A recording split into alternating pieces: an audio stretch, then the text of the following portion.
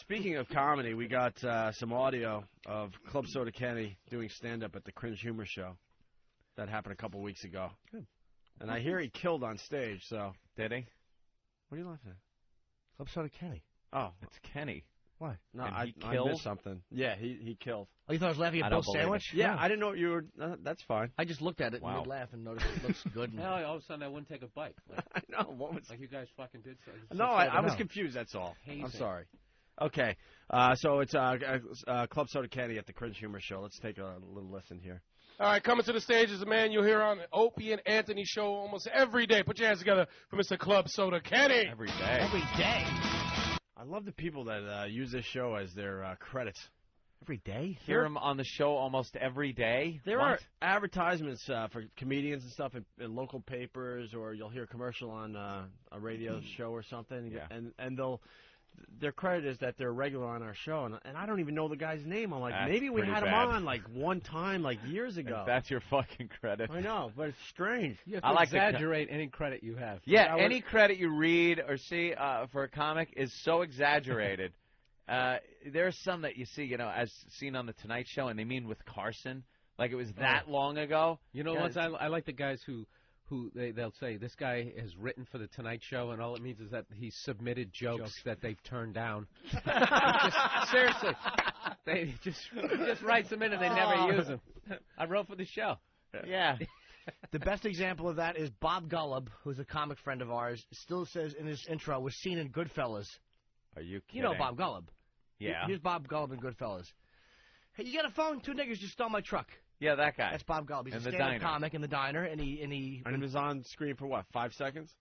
Or did he have if you more? Slow it down. Yeah, really? It was just a quick one line. It was a funny line, and but he's at his credits. Well, what's his name from Scarface? Angel Salazar. Yeah. He had a real part, though. At least Angel had a real part in that. Yeah, but way. To still use it? Good point. His character had a name. Yeah. That's another big one. It's big if your character had a name. Yeah, guy driving truck. You're not just surly truck driver. That's how you know you're a nobody, when you're named after your job. Yeah. Guy who? Guy with mop. Worse to be guy with mop number 2. Oh, yeah. Second guy. Guy who caused mess that Mop Man needed to clean up as I slink out. All right, let's Number 4. Let's listen to Kenny.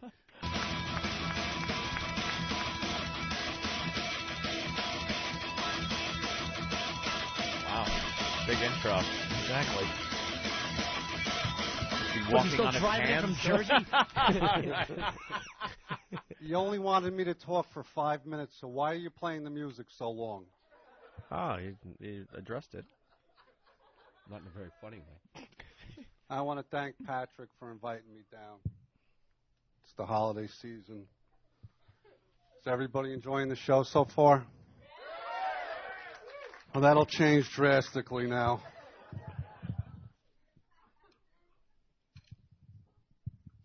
In case anybody doesn't know it, I'm married. And let me tell you, I'd rather eat my own shit than be married. So my wife is always telling me I don't spend enough quality time with her.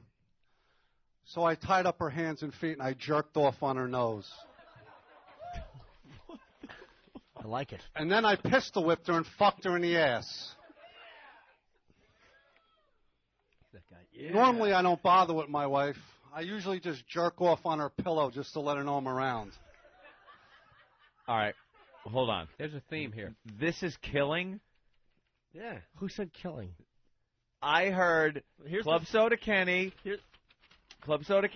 did some stand-up, and I heard he killed. Here's the review. Club Soda Kenny, an One show crony and Meet the Creeps legend, stopped by the December Cringe Humor Show and proceeded to violate everyone in the audience, belting out rape and pedophile joke one after another. Kenny's performance will go down as one of the most cringeworthy sets in show history. Cringeworthy does not mean kill. Yes, it does. This guy's a regular on the show, and when he goes on stage, he kills. He is not killing. Well, let's listen further here. It may pick up. That's because the last time my wife said yes to me is when I proposed. That should be a setup, Kenny. My wife is always telling me that I'm not romantic. So to get back at her, I fucked her dog. I'm not gay or nothing. It was a female dog. That didn't even make sense. And I know what you're thinking. Like, I could have fucked her best friend to get even with her, but believe me, the dog was the better choice. And recently, I asked my wife to get her belly button pierced. This way, I would have someplace to hang an air freshener. Wow. Oh, he's Hey, getting you get it? moans. Her cunt stinks.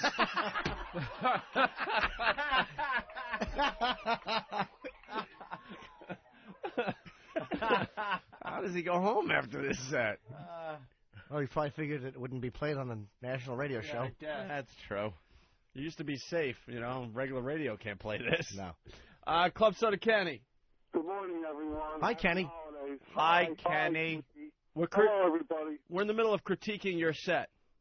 Well, I can't understand the unwarranted attention. It sounds like you had a wild set down there. Well, you know, it was the holiday season, so I thought I'd give everybody a treat. Wow, you are pretty rank, pretty raw. But, you know, overall it wasn't bad. Like, the life stuff went over pretty good. But once I started with the rape and the pedophile stuff, then it was downhill from there. Yeah. Well, Surprising. We got more of your stand-up, so you guys want to hear it? Or Do I? Yeah? Yeah. All right, hold on there, Kenny. I want this on CD. Before my wife, I was engaged to a girl with a wooden leg, but I broke it off. That's clean. And you know what else is annoying? The only time my wife stops talking is when her mother starts. But I guess I really shouldn't complain about my Wow. wife. She really is the perfect woman. I mean, what other wife would lick your asshole while you fuck her mother? Did you hear that guy just go, oh! He recoiled. Yeah. And they're all giving you a chance. They want to like you. And it I was like fun- how they and didn't give enjoy him it. anything on that first mother-in-law joke. Right. It was like from 1955 Yes. honeymooners joke. Yeah, the mother-in-law. Yeah. The old battle axe came over last night. This guy writes for Henny Youngman. Yeah. Next guy coming to the stage. He sounds a little bit like Rupert Pumpkin in his. Rupert Pumpkin. Take my wife's cunt, please. He's got that same delivery as Rupert. Ma! And I know I'm a bad husband because I cheat on my wife. Like one time I met this girl and she was so horny, all she wanted to do was fuck. And then I found out her nickname was Robo-Cunt. And then last night I met this Filipino girl, but by the end of the night she wasn't Filipino, she was full of penis. I filled her belly button up with so much cum that it sank. I turned her pussy into a Snickers bar. It was packed with penis. Oh my God! Oh, man, Kenny. I got flop sweat. I like how your set has a dynamic.